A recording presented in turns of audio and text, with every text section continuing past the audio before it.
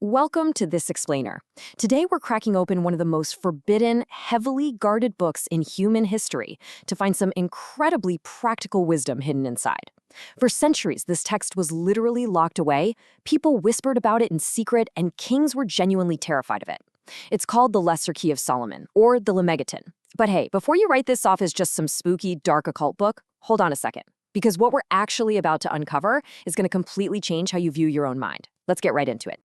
I want you to ask yourself completely honestly, have you ever felt like a passenger in your own body, just kind of watching yourself make a destructive choice?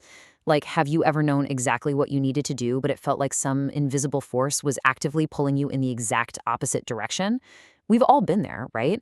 That sensation of being totally hijacked by your own worst impulses. It's a deeply universal human experience. And here is what's really fascinating about this.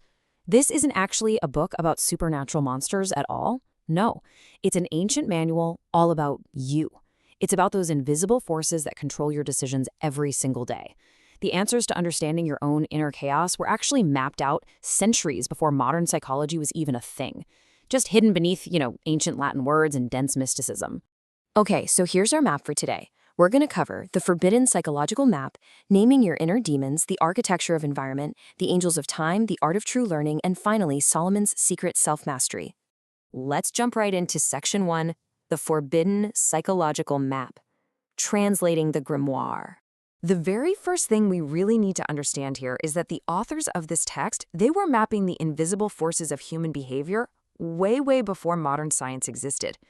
They lived in a world long before neuroscience or, self-help books were around. So they used the language of their time, magic and spirits, to explain human desire, suffering, and ambition. Basically, the ancients named these dark, self-sabotaging human impulses demons. Carl Jung later called this exact same thing shadow work. And today, well, we might just call them cognitive distortions. By giving names to these forces, they were creating this highly organized symbolic language for the inner world of the human mind. Pretty brilliant, right? Moving on to Section 2, naming your inner demons, the Ars Goetia. So this part of the book actually catalogs 72 specific inner forces that you and I battle every single morning. Take Beelzebub, for example. Now, he doesn't come to you dressed as some terrifying, fire-breathing monster. Not at all. He comes dressed as that highly logical, completely reasonable voice telling you to, oh, just wait until you've had more coffee. Or, you know what, you'll be much more ready to tackle this tomorrow. He's the architect of the almost started project. He makes procrastination feel incredibly responsible. When you feel unusually comfortable about avoiding something really important, yeah, that is Beelzebub hard at work. And then we have Leviathan. Leviathan is that short, really uncomfortable sting of jealousy that makes you want to undermine someone else's confidence right before their big moment. But here's the kicker. The ancient wisdom doesn't tell you to just suppress this envy. Instead, it actually tells you to use it as a compass. Envy, if you honestly examine it, shows you exactly what you secretly want to build for yourself.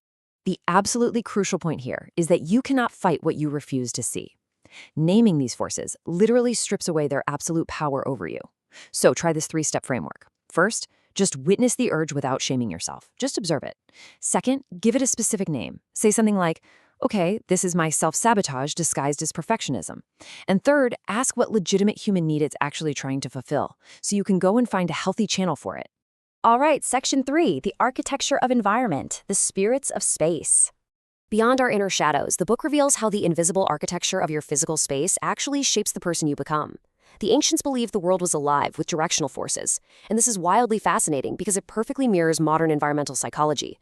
Look at the Eastro, for instance. It's associated with mornings and new beginnings, which perfectly aligns with our peak cortisol levels for creative focus. And then down at the north, the spirits of depth and mystery. This is your sustained, unglamorous, deep work zone. What this shows us is that treating your environment with real intention drastically shifts your output. It's a game changer. Let's look at Section 4 now, the angels of time, the Ars Paulina. This section deals with a struggle I think we all face today, that heavy feeling that time is just slipping away from us, that we're constantly busy but rarely fully present. The ancient text insists that time is not just some flat, featureless river, it's deeply textured. And wow, this matches up incredibly well with the modern science of our circadian rhythms. The angels assigned to specific hours in the ancient text, they actually describe the exact biological realities of our day, like how our working memory naturally peaks in the late morning, while our creative associative thinking tends to open up way later in the evening. By asking these 3 intentional questions every morning, you can align your most demanding tasks with your brain's natural energetic peaks. Think of it as chronological intentionality. Instead of just giving your sharpest, most powerful morning hours to, say, mindless emails or scrolling social media, you guard the quality of your time. You slow down and ask yourself, what is the quality of this time I'm entering? What is the most important thing this season of my life is actually demanding of me right now? And am I spending my hours in a way I'll be grateful for later? Moving into Section 5, the art of true learning, altitudes and memory. Here is where we ascend into the higher architecture of the text to discover how we acquire genuinely transformative knowledge. I'm not just talking about taking in information that decorates our intellect, but knowledge that actually changes our character. The text frames human consciousness as this vertical climb through the seasons, and it warns us that we absolutely cannot skip the hard, unglamorous summer of development. You see that second step, these summer Quora? Yeah, that is where most of us quit, and it is incredibly tough.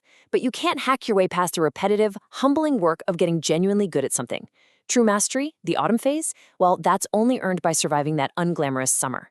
This gives us an exact 4-step cycle for deep learning, proving that genuine knowledge really has to pass through the crucible of real-world application.